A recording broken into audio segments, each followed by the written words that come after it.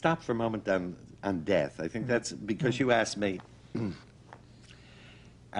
how does this description give us something which we don't already know?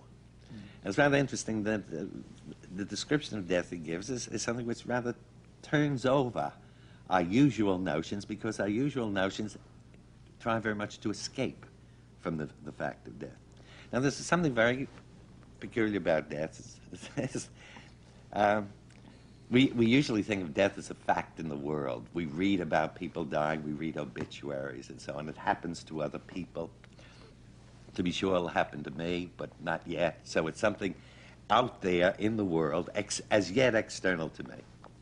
But the peculiar thing is, if I start to think of it as my death, now, my death will never be a fact in the world for me. I will never read my obituary, which is, I think, a very significant little fact.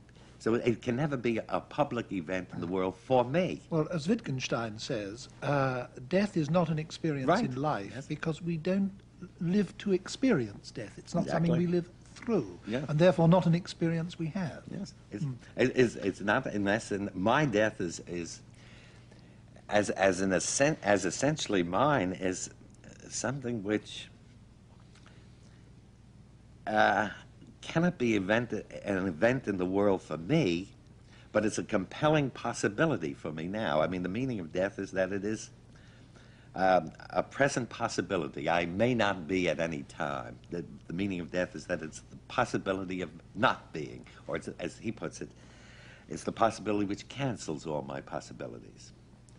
Now, in this sense, it's the most extreme of possibilities, but his point is, once you realize that this particular possibility inhabits your existence, it's sort of the warp and woof of it in some way, that you can either collapse and scurry away from it in fear, or you can face up to it, and then you ask yourself the question, there is that possibility. In the face of that possibility, what meaning does my life have? See, I think for Heidegger, he would agree with Tolstoy that the fundamental, or at least at this stage of Heidegger's thinking, he would agree with Tolstoy that the fundamental question that a philosopher, as well as every man, has to put is this: since there is death, what meaning does my life have?